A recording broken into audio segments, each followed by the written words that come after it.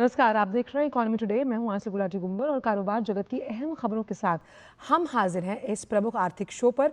और आइए आगे बढ़ने से पहले सबसे पहले निगाह डालते हैं इस वक्त की प्रमुख आर्थिक टॉप लाइंस की तरफ। भारत ने वित्त वर्ष 2025 में अब तक का रिकॉर्ड एफडीआई निवेश किया हासिल। कुल एफडीआई निवेश 81 अरब डॉलर के पार। 2023-24 के मुकाबले एफडीआई निवेश में 14% की बढ़ोतरी दर्ज।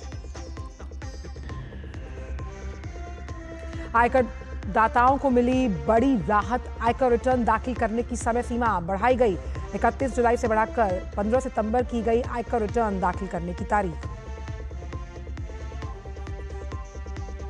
भारत में पहली बार हुई 2 पोटैश ब्लॉक्स की नीलामी। ऑयल इंडिया लिमिटेड और हिंदुस्तान जिंक लिमिटेड ने राजस्थान में पोटैश और हेलाइट खदान किया हासिल। केंद्रीय मंत्री जी किशन रेड्डी ने कहा, प्रधानमंत्री की अगुवाई में भारत खनिजों में आत्मनिर्भर बनने की राह पर अग्रसर।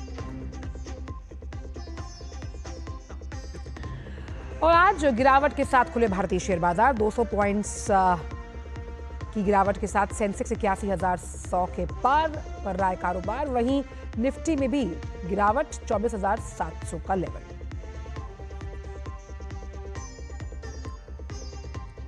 तो इन तमाम बड़ी खबरों पर रहेगी हमारी नजर। तो गिफ्ट निफ्टी के शुरुआती क्यू सबसे पहले देखते हैं। हालांकि ये उम्मीद की जा रही थी कि कल 1300 पॉइंट्स का एक इंट्राडे ट्रेड देखा गया भारतीय शेयर बाजार में। 24,776 का लेवल है गिफ्ट निफ्टी का, 89 अंकों का दबाव। वहीं अगर भारतीय शेयर बाजार की बात की जाए तो मार्केट में गिरावट जारी है। लगातार जो पिछले हफ्ते का मोमेंटम है वो ब्रेक होता हुआ नजर आया। 81,350 का लेवल भले ही हो, लेकिन 200 अंकों का दबाव यहाँ देखा जा रहा है। एफएमसीजी सेक्टर में भारी बिकवाली देखी जा रही। कल के जो बिकवाली के तमाम सेक्टर्स उसमें आईटी और ऑटो लीड कर रहे थे। 24,787 का लेवल निफ्टी का। हालांकि निफ्टी ने कई बार 25,000 का आंकड़ा छुआ है, लेकिन इस वक्त दबाव के साथ 38 अंकों का यहाँ पर एक ब्रेकडाउन देखा जा रहा है। बैंक निफ्टी भी इस वक्त कमजोरी के साथ कारोबार करता हुआ। एक बार नजर डालते हैं कि टॉप गेनर्स के चार्ट पर कौन से वो स्टॉक्स हैं जो आज खबरों के दम पर एक्शन में हैं और बाजार में बढ़त बनाए हुए हैं। Jio financial, Bharti Airtel, Tata motors, HCL tech, doctor Reddy's lab, ये तमाम काउंटर्स बढ़त के साथ कारोबार करते हुए नजर आ रहे हैं। तो एफएमसीजी को अगर छोड़ दिया जाए तो मोस्टली सब सेक्टर्स जो हैं वो इस वक्त बढ़त के साथ कारोबार करते हुए नजर आ रहे हैं। टॉप लूजर्स यानी जहां पर मुनाफा वसूली हावी है, टॉप लूजर्स में L and T, Nestle India, IndusInd bank, Titan, ITC में इस वक्त भारी गिरावट देखी जा रही है। और अमेरिकी बाजारों में जोरदार तेजी देखने को मिली।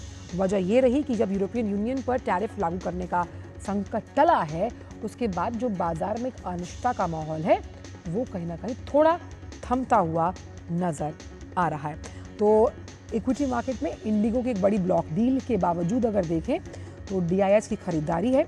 और आज भी आईटीसी, क्योंकि चार्ट्स में इस वक्त गेनर्स पर था, एक बड़ी ब्लॉक डील संभव हो सकती है, जिसकी वजह से आप देख सकते हैं कि हिंदुस्तान कॉपर और बॉश के जो नतीजे आए हैं वो भी मिलते जुलते नजर आ रहे हैं। रुक करते हैं कुछ अहम खबरों का और बात करते हैं आपके टैक्स रिटर्न से जुड़ी हुई। आयकर दाताओं के लिए राहत भरी खबर है। आयकर विभाग ने वित्त वर्ष 2024-25 के लिए जो आयकर रिटर्न दाखिल करने की अंतिम तिथि थी 31 जुलाई से उसे बढ़ाकर 15 सितंबर 2025 कर दिया। सीबीडीटी ने जानकारी दी कि आयकर रिटर्न फॉर्म की अधिसूचना जारी करने में देरी के बाद ये निर्णय लिया गया। सीबीडीटी के मुताबिक ये विस्तार आईटीआर फॉर्म, सिस्टम डेवलपमेंट की ज़रूरतों और टीडीएस क्रेडिट रिफ्लेक्शन में महत्वपूर्ण संशोधनों के कारण अधिक समय प्रदान करेगा। ये सभी के लिए एक सहज और अधिक सटीक फाइलिंग अनुभव सुनिश्चित करता है।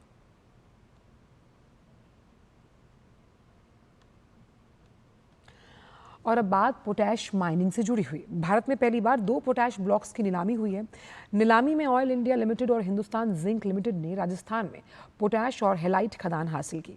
इस नीलामी को लेकर केंद्रीय कोयला और खनन मंत्री जी किशन रेड्डी ने कहा कि भारत प्रधानमंत्री की अगुवाई में उर्वरक खनिजों में आत्मनिर्भरता की ओर लगातार कदम बढ़ा रहा है।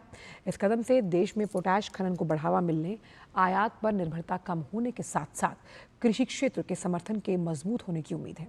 आपको बता दें कि खनिज ब्लॉक्स की नीलामी का 5वां चरण इस वर्ष 28 जनवरी से शुरू हुआ था, जो नीलामी में रखे गए 15 ब्लॉक्स में से 10 की सफल नीलामी के साथ संपन्न हुआ। इन 10 ब्लॉक्स में graphite, phosphorite, phosphate, rare earth elements, vanadium और पहली बार पोटैश और हेलाइट जैसे महत्वपूर्ण और रणनीतिक खनिज शामिल हैं। ये ब्लॉक छत्तीसगढ़, कर्नाटक, मध्य प्रदेश, ओडिशा, राजस्थान और उत्तर प्रदेश में फैले हुए हैं। इसके साथ ही केंद्र सरकार द्वारा नीलाम किए गए ब्लॉकों की कुल संख्या 34 हो गई है।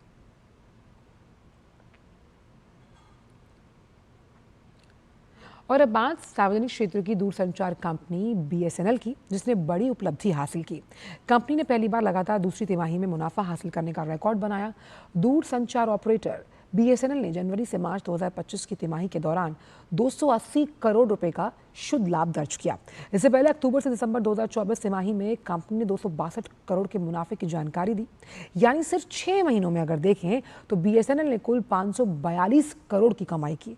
ये प्रदर्शन खास क्यों है? इसलिए क्योंकि 2024 की जनवरी मार्च तिमाही में दूरसंचार ऑपरेटर्स ने 849 करोड़ रुपए का घाटा दर्ज किया था। BSNL ने 31 मार्च 2025 को समाप्त वर्ष के लिए अपने ऑडिटेड परिणामों की घोषणा की। इसे बोर्ड की 243वीं बैठक में अनुमोदित किया गया। BSNL की यह ऐतिहासिक उपलब्धि सरकारी क्षेत्र की बढ़ती ताकत, रणनीतिक बदलाव और डिजिटल इंडिया का जो विजन है, उसका शानदार उदाहरण पेश करती है।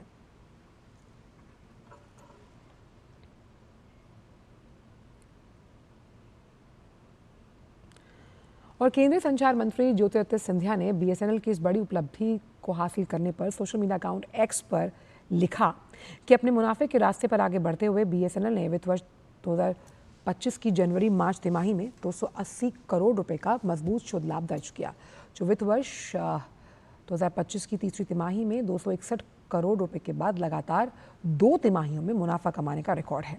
BSNL का लगातार सुधार माननीय प्रधानमंत्री के केंद्रित और सुधार संचालित नेतृत्व को दर्शाता है।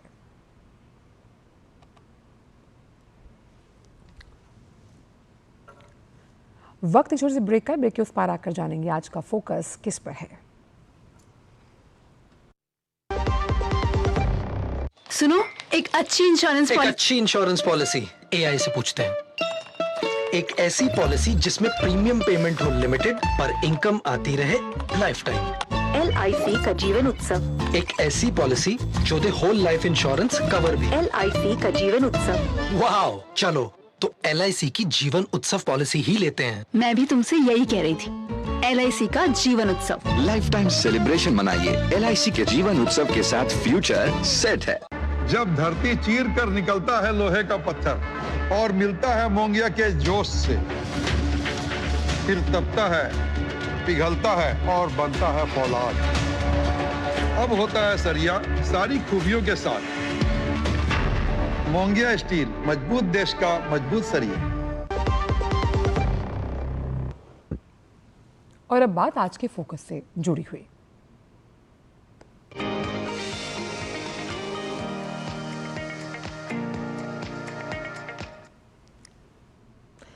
बात करते हैं भारतीय अर्थव्यवस्था की मजबूती की, जिसने देश में विदेशी निवेश यानी कि फॉरेन डायरेक्ट इन्वेस्टमेंट को आकर्षित करने में अहम भूमिका निभाई। दुनिया की सबसे तेज रफ्तार वाली अर्थव्यवस्था ने साल 2024-25 में अब तक का रिकॉर्ड FDI निवेश हासिल किया है।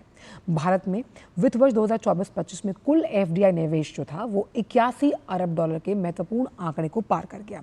आइए ग्राफिक्स के जरिए समझने की कोशिश करते हैं कि कैसे देश में ये रिकॉर्ड FDI आया। तो दुनिया की सबसे तेज रफ्तार वाली अर्थव्यवस्था भारत है और 2024-25 की अगर मैं बात करूं तो इसमें सबसे तेज रफ्तार के साथ FDI निवेश हासिल हुआ है।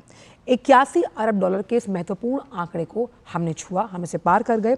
और 2023-24 को अगर हम कंपेयर करें इस फाइनेंशियल ईयर को, तो उसमें करीबन 14% यानी इस डबल डिजिट की बढ़ोतरी के साथ FDI मोर्चे पर हम आगे बढ़ रहे हैं। इसमें सबसे ज़्यादा जो योगदान रहा, तमाम जो अलग अलग सेक्टर्स हैं उसमें सबसे ज़्यादा योगदान रहा 19% का सर्विस इंडस्ट्री से। और बीते 11 सालों को अगर हम कंपेयर करें तो करीबन $750 अरब का एफडीआई निवेश जो है वो हम तक पहुंचा है और 41% से ज़्यादा बीते साल एफडीआई निवेश पहुंचा सर्विस सेक्टर से। और इन 11 सालों में हमने $750 अरब का विदेशी निवेश अलग अलग सेक्टर्स के लिहाज से अर्जित किया।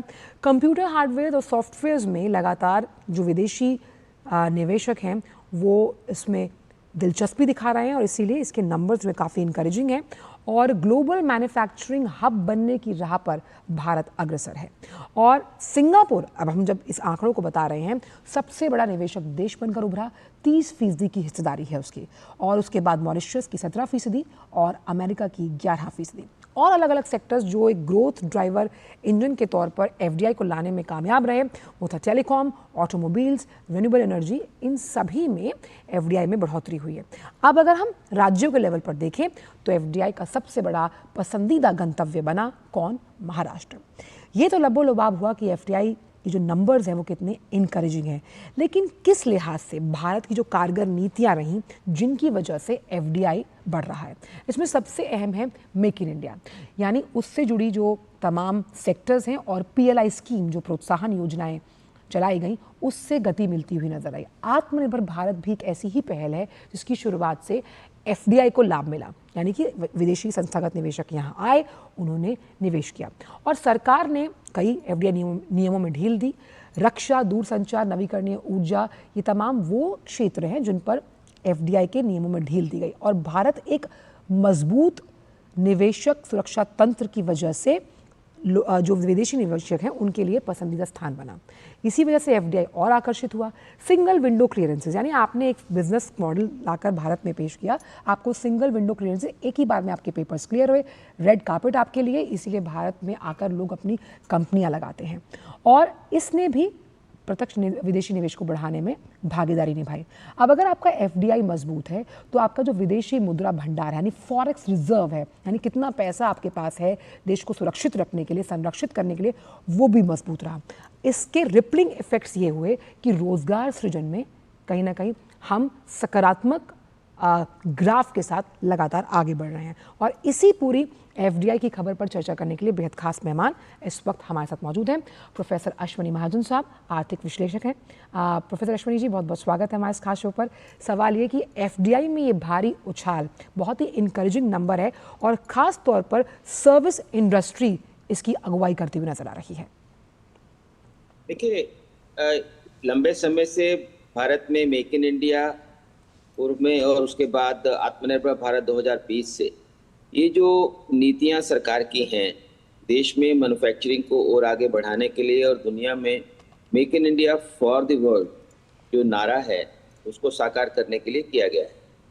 अब यदि हम इस वर्ष को देखें तो उसके कई कारण हैं कि जो हमारी एफडीआई बढ़ी है, सर्विस क्षेत्र में भी बढ़ी है और मैन्युफैक्चरिंग में भी बढ़ी है। उसका कारण ये है कि दुनिया में अभी बहुत कम देश ऐसे हैं जो चीन से साजो सामान खरीदना चाहते हैं। अमेरिका और पूरा यूरोपियन ब्लॉक इस समय चीन से विमुख हो रहा है और हम देख रहे हैं कि जिस प्रकार से डोनाल्ड ट्रंप ने चीन के आयातों पर अंकुश लगाने के लिए तमाम प्रयास किए हैं, उन पर टैरिफ्स भी बढ़ाने की बात आई है। हालांकि उनका समझौता होने पर भी एक जो नियम कानून वहाँ बनाए जा रहे हैं कि केवल चीन से सामान आना नहीं, यही नहीं है, चीन के माध्यम से दूसरे देशों के माध्यम से यदि सामान आता है तो उस पर भी रिस्ट्रिक्शन लगाने के लिए अमेरिका में कानून बनाया गया है। उसी प्रकार से जो यूरोप के देश हैं वो पहले जो हमारे साथ बिल्कुल भी कोई सैन्य सामान बनाने के लिए किसी भी प्रकार का कोई संबंध नहीं रखना चाहते थे, अपनी टेक्नोलॉजी ट्रांसफर करने के लिए तैयार नहीं थे, आज यूरोपीय कमीशन ये कह रहे हैं कि हम भारत को एक ग्लोबल वैल्यू चेन के हिस्से के रूप में देखते हैं। कुल मिलाकर के चाहे वो टेलीकॉम का क्षेत्र हो, मोबाइल फोन्स हो या सेमीकंडक्टर्स हो या केमिकल्स हो, तमाम चीज़ों में आज और अभी ऑपरेशन सिंदूर के बाद तो ये सिद्ध हो गया है कि भारत में जो सैन्य साजो सामान है वो भी बड़ी मात्रा में अब बन रहा है और ऐसा उन्नत है जिसको हमने मैदान पर टेस्ट करके भी बता दिया है कि यस हम लोग सीधी मार करते हैं और उसको कोई रोक नहीं सकता। आवाज की स्पीड से 3 गुना ज्यादा तेजी से हमारा ब्रह्मोस जाता है। आकाश के नज़ारे हम देख ही चुके हैं। जिस प्रकार से एंटी ड्रोन सिस्टम हम लोगों ने बनाया है कि हमने जितने ड्रोन्स वहां भेजे उन्होंने वहां आक्रमण किए, लेकिन जितने भी ड्रोन बाहर से आए, चाहे वो तुर्की के थे या चीन के थे, वो हमारे धरातल पर छू भी नहीं पाए। तो ये सब जो बातें हैं, ये भारत को एक मैन्युफैक्चरिंग हब और दुनिया के लिए एक गंतव्य स्थान, और इसके लिए भारत में तो निवेश हो ही रहा है, विदेशी भी इस बार आकर्षित हो रहे हैं। कि वो पहले ऐसा होता था कि मैन्युफैक्चरिंग में बहुत कम निवेश आता था, सर्विसेज में तो आता था लेकिन मैन्युफैक्चरिंग में बहुत कम निवेश आता था। अभी डोनाल्ड ट्रंप साहब ने कहा कि आप एप्पल फोन भारत में नहीं बनाइए, लेकिन फॉक्सकॉन जो एप्पल कंपनी की सहायक कंपनी है, उन्होंने कहा कि नहीं, हम तो $1.5 बिलियन यहाँ निवेश करेंगे।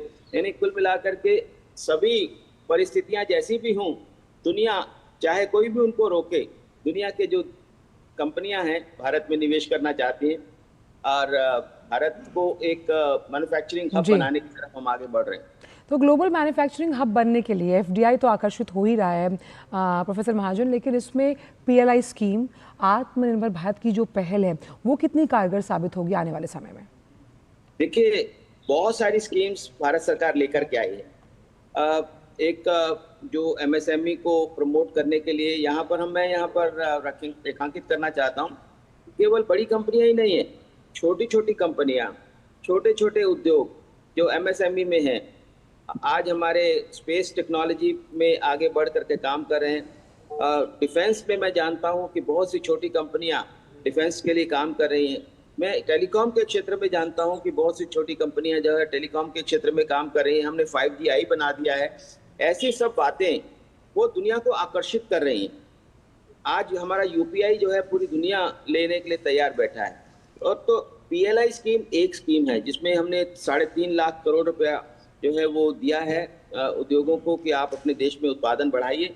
लेकिन इसके साथ ही साथ जो टैरिफ स्कीम्स हैं और जो अंतर्राष्ट्रीय समझौते भी किए जा रहे हैं, उसके पीछे भी एक जो मंशा है, जो उद्देश्य है, वो ये है कि भारत में कैसे जल्दी से जल्दी हम मैन्युफैक्चरिंग बढ़ाएं और दुनिया के लिए हम साजो सामान बनाएं। अभी दुनिया के जो दूसरे देश हैं, हमें समझना होगा कि चाहे वो अमेरिका है, यूरोप है, बाकी मुल्क है, वो बड़ी हाई कॉस्ट इकोनॉमीज है। हमारी कॉस्ट लो है और उसके साथ ही साथ अभी हम जो लॉजिस्टिक कॉस्ट है उसको भी घटाने की कोशिश में लगे हुए हैं। हमारा जो पेमेंट सिस्टम है वो भी लॉजिस्टिक कॉस्ट घटा रहा है। हमारे इतना बड़ा इंफ्रास्ट्रक्चर जो चाहे वो रेल है, रोड है, बाकी सब इंफ्रास्ट्रक्चर है, उसके कारण भी हमारा जो लॉजिस्टिक कॉस्ट है जो दुनिया में सबसे हाई मानी जाती थी पहले, अभी बहुत कम हो रही है। तो ऐसे में हम दुनिया भर के लिए बनाने के लिए तैयार बैठे हैं, क्योंकि जो भी उसके रास्ते में कांटे थे, जो भी रास्ते में उनकी रुकावटें थी, उसको हम दूर करने का प्रयास कर रहे हैं। पीएलआई स्कीम भी एक बहुत बड़ा मील का पत्थर साबित हो रहा है। साथ ही अगर हम देखें कि तो सर्विस इंडस्ट्री बहुत बड़ा ग्रोथ का ड्राइवर रहा जब हम बात करते हैं एफडीआई को आकर्षित करने में, लेकिन टेलीकॉम की बात की जाए, कंस्ट्रक्शन सेक्टर है, रिन्यूएबल एनर्जी है, इन सभी जॉनर्स में भी जो नंबर्स है वो काफ़ी एक्साइटिंग है प्रोफेसर महाजन। देखिए, जो हमारी कंस्ट्रक्शन कंपनियां हैं, हमारी जो दूसरी सर्विस इंडस्ट्रीज हैं, वो दुनिया भर के लिए साजो सामान तैयार कर रही हैं। आज हम जो दुनिया का सॉफ्टवेयर प्रोडक्ट्स हैं भारत की कंपनियां बना रही हैं।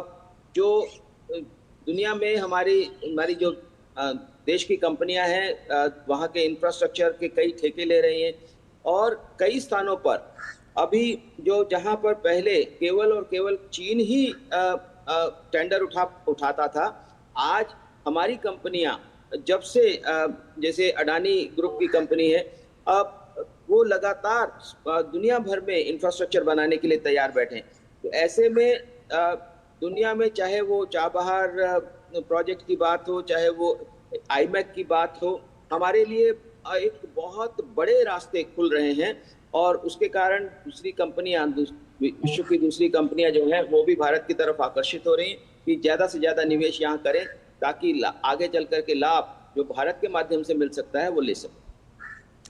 पब्लिक प्राइवेट पार्टनरशिप को आप कितना अहम मानते हैं, खासतौर पर एफडीआई को आकर्षित करने के लिहाज से? और सबसे अहम यहाँ पर प्रोफेसर महाजन ये भी हो जाता है कि सरकार की नीतियाँ, पॉलिटिकल विल इतनी स्ट्रांग रहे कि इकोनॉमिक ग्रोथ को पूरा करने में इस प्रतिबद्धता ने भी बहुत अहम रोल निभाया है। देखिए, पब्लिक प्राइवेट पार्टनरशिप एक दुनिया में भारत एक मिसाल बन करके उभरा है। बहुत छोटी सी इन्वेस्टमेंट भारत सरकार करती है, लेकिन प्राइवेट सेक्टर के माध्यम से वो निवेश बहुत बड़ा होकर के निकलता है। और उसके लिए जो रास्ते में बाधाएं आती थी पहले प्राइवेट सेक्टर को, वो भी अब बाधाएं दूर होने लग गई हैं। ईज ऑफ डूइंग बिजनेस तो बेटर हुआ ही है, लेकिन जब सरकार स्वयं साझेदारी करती है कई प्रकार के प्रोजेक्ट्स में, तो उसके कारण एक बड़ा अवसर प्राइवेट सेक्टर को मिलता है। और पब्लिक प्राइवेट पार्टनरशिप में हमने रेल का निर्माण किया, रोड्स का निर्माण किया, और अभी हम एयरपोर्ट्स में भी पब्लिक प्राइवेट पार्टनरशिप कर रहे हैं। ऐसे में एक विश्व के लिए एक हमारी ट्रिपल पी प्रोजेक्ट्स जो हैं वो एक उदाहरण बन करके उभरे हैं। वही प्रोफेसर महाजन, क्योंकि यहाँ पर राज्यों का भी जिक्र किया गया, जो महाराष्ट्र है वो एफडीआई के लिहाज से सबसे आकर्षक गंतव्य है, यानी कि निवेश का सबसे अहम स्थान। कई एमओयूज भी कई कंपनियां यहाँ पर आकर साइन करती हैं। ऐसे में राज्यों के बीच प्रतिस्पर्धा को बढ़ाने के लिहाज से भी ये जो एफडीआई का आंकड़ा है, ये कितना अहम हो जाता है? देखिए, हम जान रहे हैं कि अब एक ऐतिहासिक वो है कि जो विकसित राज्य हैं, जहां पर पहले से ही इंडस्ट्री है, वो इस प्रकार के निवेश को ज़्यादा आकर्षित कर पाते हैं। लेकिन आज देश में इस बात की ज़रूरत है कि हम पूरे देश का विकास करें। क्यों कुछ ही सिटीज़ डेवलप हों, क्यों ना हम 4-5 हज़ार छोटे टाउन्स उनको विकसित करें और उनके माध्यम से निवेश वहाँ पर हो और वहाँ पर रोजगार के अवसर पैदा हों। इस दृष्टि से वन डिस्ट्रिक्ट वन प्रोडक्ट एक बहुत महत्वपूर्ण पहल है सरकार की, और उसमें जो उत्तर प्रदेश है वो काफी अग्रणी भूमिका निर्वहन कर रहा है। इसके अलावा दूसरे प्रांतों में भी इस बात को फैलाया जा रहा है कि वन डिस्ट्रिक्ट वन प्रोडक्ट के माध्यम से हम हर डिस्ट्रिक्ट, यानी देश में लगभग 800 डिस्ट्रिक्ट्स हैं, उन सब डिस्ट्रिक्ट्स का जो विकास होगा तो स्वाभाविक तौर पर ये विकास ज़्यादा विकेंद्रित होगा और ज़्यादा से ज़्यादा हम एफडीआई या दूसरे प्रकार के निवेश आकर्षित कर पाएंगे। यह देश की ज़रूरत है। और जब हम बात करते हैं देश को $10 ट्रिलियन, $30 ट्रिलियन तक पहुंचाने की, तो उस पर समझना होगा कि हर राज्य को आगे काम करना है। राज्यों की प्रतिस्पर्धा होनी ही चाहिए, और उस दृष्टि से वो प्रतिस्पर्धा शुरू भी हुई है। ज़्यादा से ज़्यादा राज्य इस प्रकार की इन्वेस्टमेंट मीट्स कर रहे हैं, लोगों को आकर्षित करने की कोशिश कर रहे हैं, और उसके बहुत बेहतर परिणाम भी दिखाई दे रहे हैं। ब्यूरोक्रेसी भी उसके साथ मिल करके काम करती है, तो उससे जो ब्यूरोक्रेटिक हर्डल्स हैं वो भी कम से कम हो जाते हैं। चलिए, बहुत बहुत शुक्रिया प्रोफेसर महाजन, आप इस शो पर आए और एफडीआई से जुड़ी तमाम जानकारी हमसे साझा की। बहुत बहुत शुक्रिया अपने विचारों को डीडी न्यूज़ के इस मंच के साथ साझा करने के लिए। तो एफडीआई यानी विदेशी निवेश, और तीन तमाम सेक्टर्स का हमने जिक्र किया, वो सकारात्मक पहलू के साथ अच्छे नंबर्स को लेकर आगे बढ़ रहा है, और ये दर्शाता है कि भारत की आर्थिक प्रगति एक सही दिशा में आगे जा रही है। वक्त हो चला है आपसे विदा ले, लेकिन जाने से पहले आपको छोड़ जाते हैं कारोबार जगत की कुछ अन्य खबरों के साथ। अंदाज रहेगा फटाफट, दीजिए इजाजत। आगे आप देख सकते हैं न्यूज़ 18 मेरी सहयोगी शैला के साथ। नमस्कार। केंद्रीय वित्त मंत्री निर्मला सीतारमण ने नोएडा में digital fintech company pine labs के कार्यालय का दौरा किया। उन्होंने कहा कि भारत की फिनटेक कंपनियां देश के डिजिटल पब्लिक इंफ्रास्ट्रक्चर को आगे बढ़ाने और व्यापारियों के साथ साथ सूक्ष्म, लघु एवं मध्यम उद्यमों को सशक्त बनाने में मदद कर रही हैं। केंद्रीय पेट्रोलियम एवं प्राकृतिक गैस मंत्री हरदीप सिंह पुरी ने कहा कि भारत का ऊर्जा भविष्य तेजी से आकार ले रहा है और लगातार आत्मनिर्भरता की तरफ बढ़ रहा है। केंद्रीय मंत्री ने कहा कि मौजूदा समय में हर साल $150 अरब से ज्यादा के कच्चे तेल का आयात कर रहे हैं। अगर ग्लोबल ग्रीन हाइड्रोजन प्राइस में गिरावट आती तो इससे सस्टेनेबल एनर्जी में क्रांति आ सकती है। वित्त वर्ष 2026 तक भारत का निर्यात $1 ट्रिलियन तक पहुंच सकता है। Federation of Indian export organisation यानी FIEO के मुताबिक वित्त वर्ष 2024-25 में भारत का कुल निर्यात रिकॉर्ड लगभग $825 बिलियन तक पहुंच गया, जो पिछले वर्ष के $778 बिलियन से 6% अधिक है। ऐसे में वित्त वर्ष 2026 तक भारत का निर्यात $1 ट्रिलियन तक पहुंचने की संभावना है। देश की सबसे बड़ी सरकारी बीमा कंपनी LIC ने वित्त वर्ष 2025 की चौथी तिमाही के नतीजों का ऐलान किया। जनवरी मार्च की अवधि में कंपनी का मुनाफा सालाना आधार पर 38% बढ़कर 19,013 करोड़ रुपए हो गया है। पिछले साल की समान अवधि में यह मुनाफा 13,763 करोड़ रुपए था। ग्रामीण विकास मंत्रालय के भूमि संसाधन विभाग ने अचल संपत्ति और अन्य लेन देन के लिए आधुनिक ऑनलाइन कागज रहित और नागरिक केंद्रित पंजीकरण प्रणाली के साथ इंटीग्रेट करने के लिए पंजीकरण विधेयक 2025 का ड्राफ्ट तैयार किया है। पंजीकरण विधेयक 2025 के ड्राफ्ट को भूमि संसाधन विभाग की वेबसाइट पर अपलोड किया गया है ताकि 30 दिनों के भीतर एक निर्धारित प्रारूप में जनता से सुझाव मांगे जा सके। कोल इंडिया की इकाई central mine planning and design institute limited ने IPO के लिए सेबी के पास दस्तावेज जमा कराए हैं। यह निर्गम बिक्री पेशकश के रूप में होगा। कोई नया शेयर जारी नहीं होगा। कोल इंडिया की योजना 7.14 करोड़ शेयर बेचने की है। सीमा शुल्क अधिकारियों ने इंडिगो एयरलाइंस पर कुल 2.76 करोड़ रुपए से अधिक का जुर्माना लगाया है। इसके खिलाफ एयरलाइन ने अपील करने का फैसला किया है। रेगुलेटरी फाइलिंग में बताया गया कि गुजरात के प्रधान आयुक्त ने 2.20 करोड़ रुपए और चेन्नई के कस्टम कमिश्नर ने 56.20 लाख रुपए का जुर्माना लगाया है।